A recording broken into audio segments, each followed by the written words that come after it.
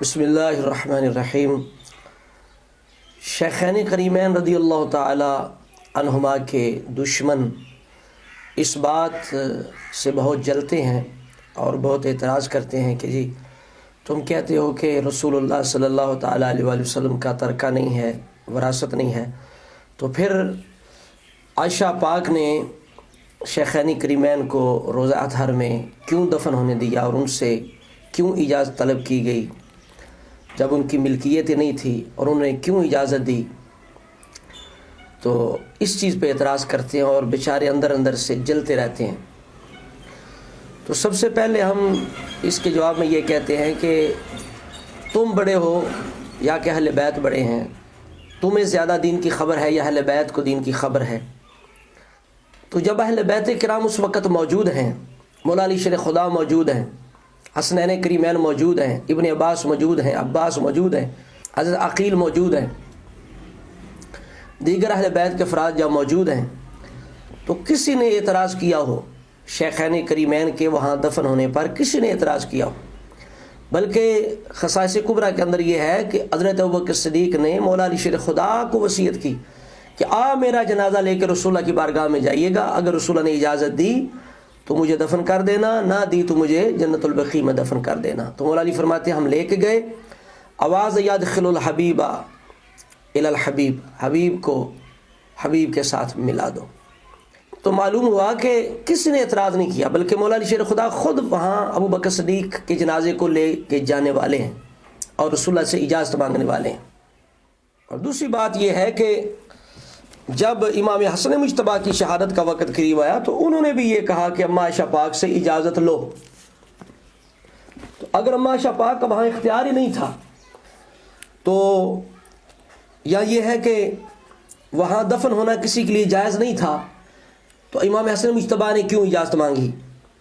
یہ البدایہ والنہایہ کے اندر موجود ہے۔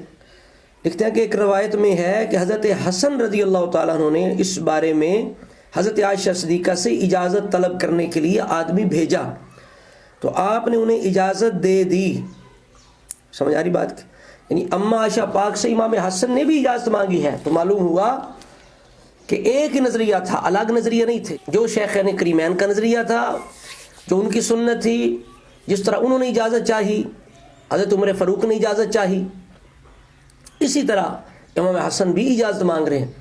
تو سب کا ایک نظریہ ہے کہ اماں عائشہ پاک کا اختیار ہے وہاں، ٹھیک ہے؟ تو اب ایک جیسا مسئلہ ہو گیا۔ تو یہ اعتراضات تب ہوتے ہیں جب بندہ قرآن سے اہل بیت سے دور ہوتا ہے۔ رافضیت شروع ہی تب ہوتی ہے جب قرآن سے اور اہل بیت کی سیرت سے جدا طریقہ بنا لیا جائے۔ اگر قرآن اور اہل بیت کی سیرت کو اپنایا جائے گا تو پھر رافضیت نہیں بچے گی، پھر سنیت ہی بچے گی۔ سمجھ آ رہی بات کی؟ ہم الزامی طور پر یہ کہتے ہیں کہ اس وقت اہل بیت کہاں تھے؟ کیا کسی نے اعتراض کیا؟ کسی نے بھی اعتراض کیا ہو کہ بھئی کیوں دفن کیا جا رہا ہے؟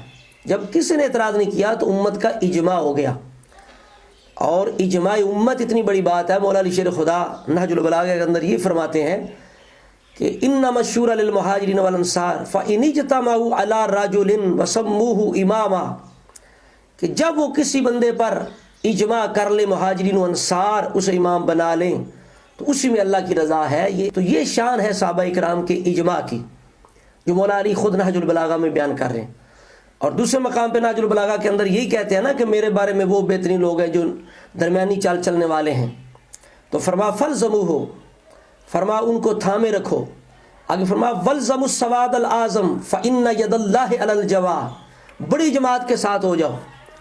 تو اب بڑی جماعت صحابہ کرام کی جب متفق ہو گئی، اجماع ہو گیا، کسی نے اعتراض نہیں کیا شیخین کے وہاں دفن ہونے پر، تو آج کسی کی کیا حیثیت ہے بیچارے کی؟ وہ جلتا رہے، وہ جل کے وہ بالکل سیاہ ہوتا رہے، کالا ہوتا رہے کہ کیوں دفن کیا گیا، انہیں کیوں دفن کیا گیا؟ ہم انشاءاللہ آگے وجہ بیان کریں گے۔ یہ ازل سن کے نصیب کے اندر تھا، جلنے سے کوئی فائدہ نہیں ہے۔ وچ روزہ اطہر دے ستے یار جو دوویں، وچ روزہ اطہر دے ستے یار جو دوویں، سرکار دے یاراں نو جدا کون کرے گا؟ کوئی بیچارہ جل کے خاک ہو جائے، سیاہ ہو جائے، کوئلہ ہو جائے، اس کے جلنے سے اسے کوئی فائدہ نہیں۔ انہیں وہ اعزاز، انعامات، شرف حاصل ہو چکا ہے۔ اور روزہ رسول کائنات کی سب سے افضل ترین جگہ ہے۔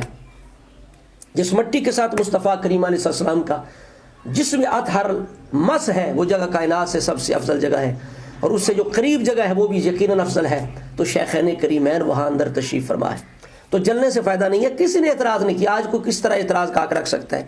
کیا اس کے پاس تھاٹی ہے؟ اللہ کریم فرماتا ہے قرآن کے اندر وَيَتَّبِعْ غَيْرَ سَبِيلِ الْمُؤْمِنِينَ، اللہ نے صحابہ کرام کی اجماع کو ایک تھاٹی فرمایا ہے، ایک اس کی حیثیت بیان فرمائی ہے کہ فرمایا جس طرح سنت کو تھامنا ضروری ہے، تو سنت کے بعد صحابہ کرام کا جو رستہ ہے سبیل المومنین جو ہے اس کی اتباع بھی ضروری ہے، ورنہ فرمان ولی ما تولی نصلہ جہنم وساءت مصیرا، جو سنت کو اور سبیل المومنین کو چھوڑے گا تو آپ نے فرمایا وہ دنیا میں بدبخت ہے، آخرت کے اندر جہنمی ہے۔ تو یہ اتنی حیثیت ہے، یہ چھوٹی سی بات نہیں ہے، یہ قصے کہانیوں سے، ہیلے بہانوں سے، جھوٹی من گھڑت باتوں سے، اصولوں سے، وسواس سے، شیطان کے وسواس سے صحابہ کرام کی اجماع، ان کی جو خاموشی ہے، کسی بات پہ سکوت اختیار کر لینا، کسی بات پر ان کا اجماع ہو جانا، بول پڑنا، یہ چھوٹی سی بات نہیں ہے۔ تو یہاں کسی نے اعتراض نہیں کیا، بلکہ جو کچھ حضرت عمر فاروق نے کی اجازت مانگی وہی سنت حضرت امام حسن ادا کر رہے ہیں اور اما عائشہ پاک سے اجازت مانگ رہے ہیں۔ اب بات تو ایک ہوگی، جو سنت فاروق کی ہے وہ سنت امام حسن مجتبیٰ ہے، میں عرض کر چکا۔ تو اس سے ہم بات یہ ہے، جیسا میں عرض کر چکا کہ یہ چھوٹی سی ہستیاں نہیں ہیں۔ اللہ کریم فرماتا والسابقون الاولون من المہاجرین والانصار والذین اتبعوہم بإحسان، اللہ نے مہاجرین اور انصار جو اولین ہیں ان کی اتباع باقی امت پر ضروری قرار دی ہے، تو ان کا عمل جو ہے وہ خود ایک شرعی حجت ہے، ان کا عمل خود شرعی حجت ہے۔ ابو بکر، عمر، عثمان، علی کا جو عمل ہے وہ خود شرعی حجت ہے، مہاجرین اولین سابقین کا خود شرعی ایک پیمانہ حجت ہے، ایک دلیل ہے۔ پھر مصطفیٰ کریم بھی فرما گئے اقتدوا بالذین من بعد ابی بکر و عمر، میرے بعد ابو بکر عمر کی پیروی کرنا، اور اس طرح فرما علیکم بسنتی و سنت الخلفاء الراشدین المہدیین۔ امام حسن مجتبیٰ نے جب سلو کی حضرت معاویہ سے رضی اللہ تعالیٰ عنہما، تو یہ کشف الغمہ رافعی کی کتاب کے اندر موجود ہے، آپ نے کہا کہ آپ خلفاء راشدین کی سنت پر چلیں گے، اور مولا علی شیر خدا اپنے دور کے اندر یہ دعا کرتے تھے، یہ تلخیص الشافی کے اندر موجود ہے، اللہم اصلحنا کما اصلحت بہ الخلفاء الراشدین، یا اللہ ہماری اس طرح اصلاح فرما جس طرح تو نے خلفاء راشدین کی اصلاح فرمائی۔ جب پوچھا گیا وہ کون ہے، فرما حبیبا یا و اما کا ابو بکر و عمر امام الہدا و شیخ الاسلام و رجل قریش والمقتدا بہما بعد رسول اللہ، وہ ابو بکر ہیں، عمر ہیں، وہ ہدایت کے امام ہیں، وہ شیخ الاسلام ہیں، رسول اللہ کے بعد امت کے مقتدا ہیں، پیشوا ہیں، رہنما ہیں۔ من اقتدا بہما، اسم جو ان کی اقتدا کرے گا وہ نجات پا جائے گا، ومن اتبع آثارہما ہدی الی صراط مستقیم، جو ان کے آثار کی اتباع کرے گا وہ صراط مستقیم کی ہدایت پا جائے گا۔ یہ کون فرما رہا ہے؟ یہ مولا علی شیر خدا فرما رہے ہیں۔ تو بھائی ان کا عمل خود تھاٹی ہے، لیکن جو بندہ قرآن کو چھوڑ دے، اہل بیت کی سیرت کو چھوڑ دے گا، اس کے نزدیک اسے کیا پتہ ہے شیخین کریمین کا کیا مقام ہے۔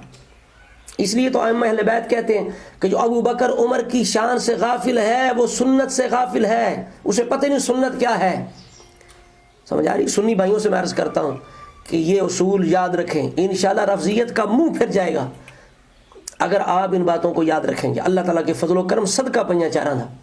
تو یہ دوسری بات میں نے عرض کی ہے، اور تیسری بات جو ہے وہ یہ ہے اس کے متعلق کہ جس طرح دیکھیں نا، خود اجازت مانگی جا رہی ہے، عمر فاروق نے اجازت مانگی، امام حسن نے اجازت مانگی، تو کیوں مانگی؟ اس کی وجہ کیا ہے؟ یہ بخاری شریف کے اندر یہ باب ہے، باب ما جاء فی بیوت النبی فی بیوت ازواج النبی وما نصب من البیوت الیہن، کہ ازواج مطہرات کے گھروں کا بیان اور جو چیزیں ان سے منسوب ہیں۔ تو اللہ رب العزت کا فرمانا وقرن فی بیوتکن، تم اپنے گھروں میں ٹھہری رہو۔ اللہ تعالیٰ ازواج کے جو گھر ہیں انہیں ان کی طرف منسوب فرما رہا ہے، فرماتا ہے اپنے گھروں میں ٹھہرے رہو۔ تو اسی وجہ سے اما عائشہ پاک فرماتی ہیں جب رسول اللہ بیمار تھے، آپ کی تکلیف بڑھ گئی، تو فرماتی ہیں لما ثقل رسول اللہ استاذن ازواجہ، رسول اللہ علیہ السلام کی جب تکلیف بڑھ گئی تو آپ نے اپنی ازواج سے اجازت مانگی ان یمرد فی بیتی، کہ وہ یہ دن جو ہے یہ میرے گھر میں گزارے، فی بیتی، اما عائشہ پاک فرماتی ہے میرے گھر میں گزارے، فاذن لہو، تو ازواج مطہرات نے اس کی اجازت دے دی۔ اب دیکھا آپ نے کہ اللہ تعالیٰ بھی گھروں کی نسبت ان کی طرف کرتا ہے، اور اما عائشہ پاک بھی اپنی طرف کر رہی ہیں، یہ اہل بیت ہیں، یہ ان کا عمل بھی چھوٹی سی بات نہیں۔ رسول اللہ نے جو یہاں فرمایا قرآن اہل بیت، تو یہ بھی وہاں داخل ہیں، یہ خارج نہیں ہے، سمجھ آئی بات کی۔ اگلی حدیث پاک جو ہے 3100، اس کے اندر آپ فرماتی ہیں تو وفی النبی فی بیتی، رسول اللہ نے میرے گھر میں وصال فرمایا۔ یہ 3100 نمبر روایت ہے بخاری شریف کی، سمجھ آ رہی بات کی۔ تو اب اللہ تعالیٰ نے بھی گھروں کی نسبت ان کی طرف کی، اور عائشہ پاک بھی کر رہی ہیں، اور اسی وجہ سے ہی حضرت عمر بھی اجازت مانگ رہے ہیں، حضرت امام حسن بھی اجازت مانگ رہے ہیں۔ تو اب علماء فرماتے ہیں کہ رسول اللہ نے انہیں ہبہ کر دی ہے، یا تو وہ خود مالکہ تھیں، یا جس طرح ان کا جو خرچہ تھا وہ مستثنیٰ تھا آپ کے ترکہ سے، صدقہ سے، اسی طرح ان کے حجرے بھی مستثنیٰ سے۔ جب انہوں نے وصال فرمایا تو وہ مسجد نبوی میں شامل ہو گئے، لیکن وصال تک وہ خود مختارہ تھیں، ان کو اختیار تھا۔ اسی وجہ سے صحابہ نے پوچھا، پھر پورے صحابہ کا اہل بیت کا اتفاق بھی ہو گیا، کس نے اعتراض نہیں کیا، تو بات ختم ہو گئی۔ اب جو اعتراض کرے خود بتائے گا کہ میرا قرآن سے، اہل بیت سے، صحابہ اکرام کے اجماع اتفاق سے کوئی تعلق نہیں ہے، تو سوائے بدبختی کہ اس کے کوئی بھی چیز حصے نہیں آئے گی۔ تو اب جناب چوتھی بات یہ ہے کہ جس وجہ سے تکلیف ہوئی کہ یہ ترکہ تم کہتے ہو ہے ہی نہیں، تو اگر ترکہ وراثت نہیں ہے تو پھر کیوں جناب انہوں نے اجازت دی، وہاں کیوں دفن ہوئے؟ تو بھائی یہ بھی تمہاری بغاوت ہے، ورنہ ایسی بات نہیں۔ انبیاء کی وراثت نہ ہونا یہ امت کے اتفاق اجماع سے ثابت ہے، بلکہ یہاں تک کہ جس طرح ہماری بخاری کے اندر ہے، تمہاری کافی کے اندر بھی موجود ہے کہ انبیاء کی وراثت نہیں ہوتی۔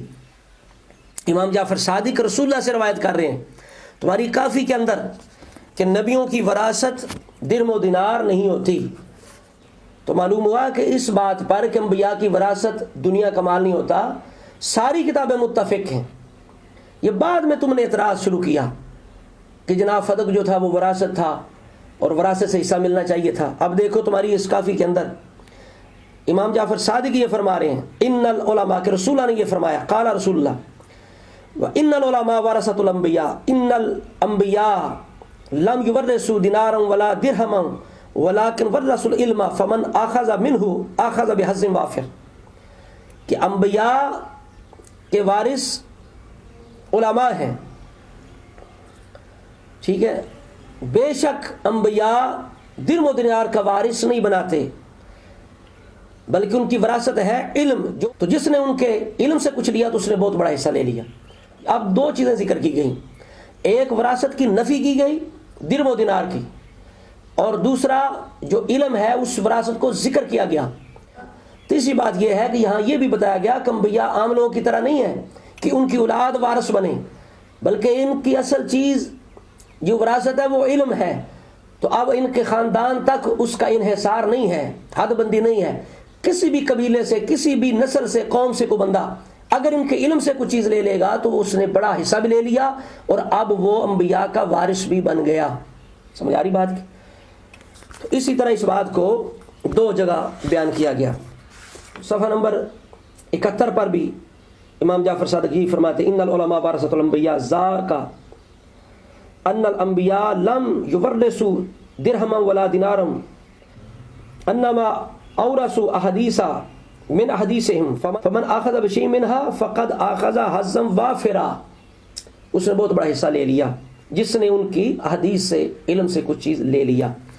اب بتاؤ جس بات کی بنیاد پر تم اعتراض کر رہے تھے وہ تو بنیاد ہی تمہارے پاس نہیں ہے، تمہاری کتاب نے رد کر دیا، کافی نے، تو کافی بخاری اس بات پر متفق ہیں۔ سمجھ آ رہی؟ اب مزید دیکھو تم جو آیت پڑھتے ہو وارثہ سلیمان و داؤدہ، اس کے بارے میں بھی تمہاری اس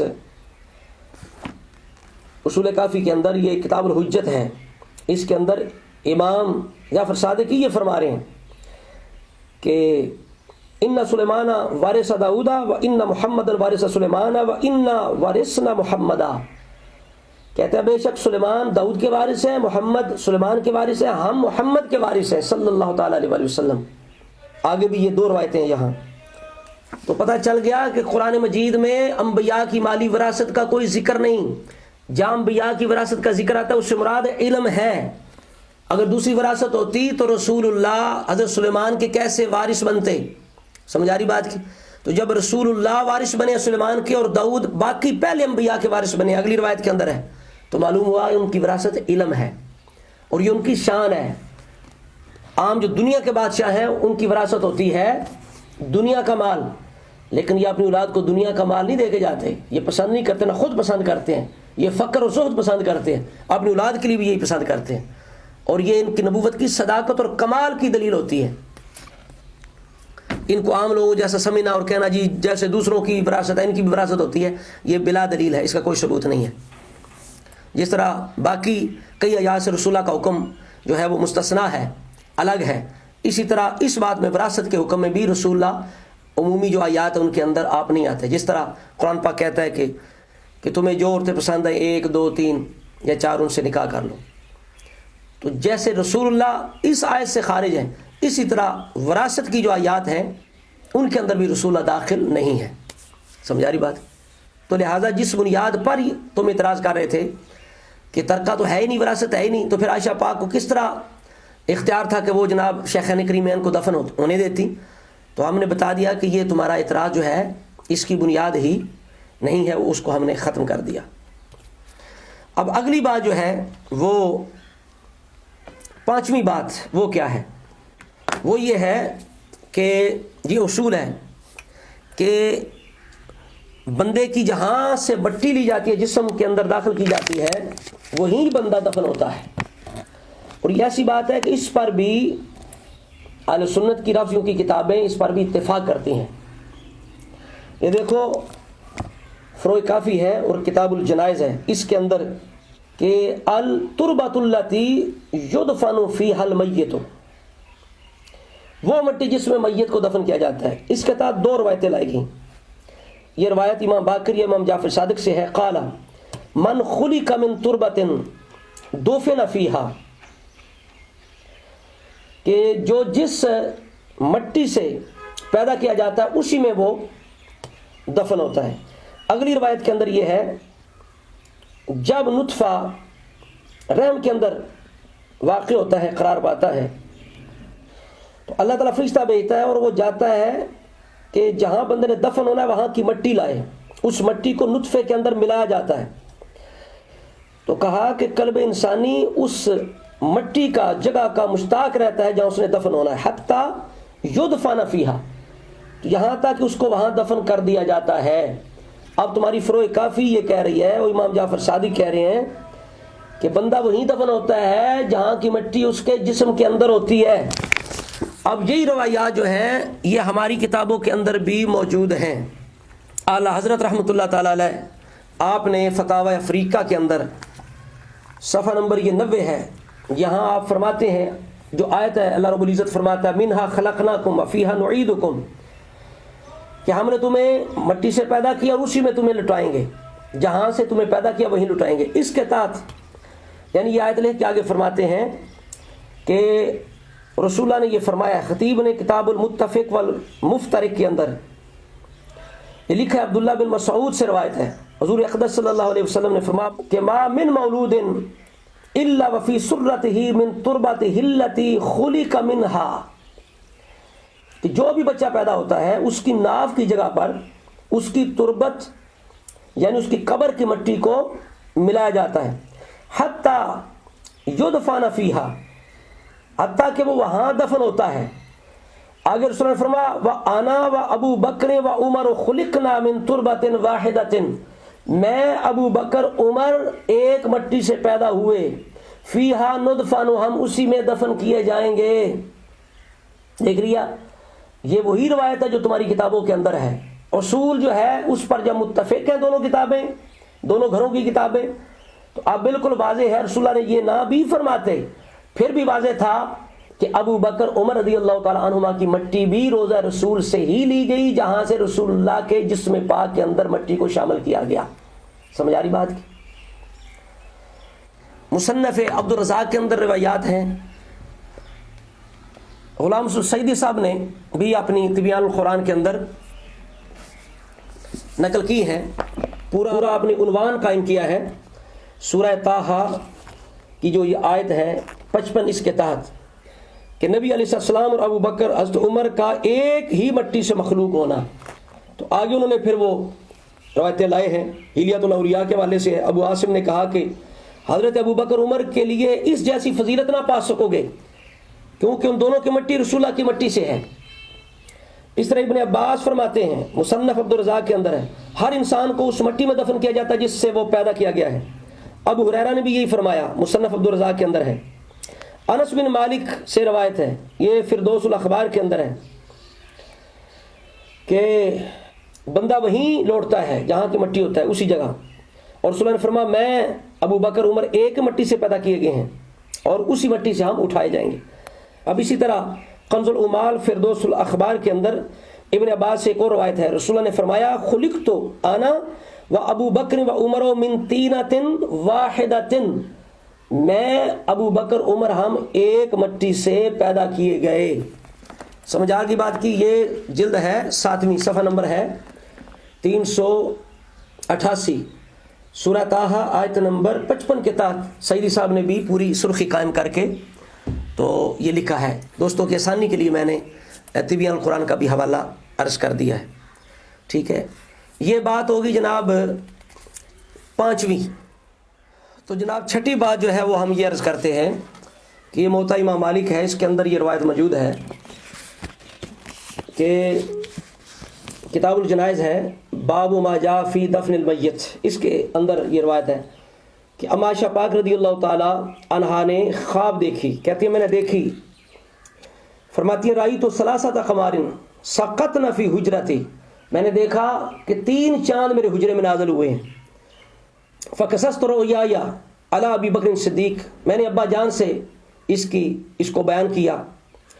قالت فلما توفی رسول اللہ صلی اللہ علیہ وسلم, تو جب رسول اللہ نے وصال فرمایا, ودفن فی بیتہا, اور میرے گھر میں دفن ہوئے. دیکھا اب یہاں بھی اماں جان کہتی ہیں میرے گھر میں, اپنی طرف منسوب کر رہے ہیں. قال لها ابو بکر, اس وقت ابو بکر صدیق نے کہا ابا جان نے ھذا احد اقماری کی, اے عائشہ تم نے تعبیر پوچھی تھی, آؤ میں بتاتا ہوں تعبیر کیا ہے. فرمایا یہ ان 3 چاندوں میں سے ایک چاند ہے, وہو خیرھا, اور ان سے سب سے بہترین ہے. اب بتائیے کون کون چاند ہے؟ ایک چاند رسول اللہ, دوسرے ابو بکر عمر, یہ 3 چاند اماں عائشہ پاک کے حجرے میں نازل ہوئے.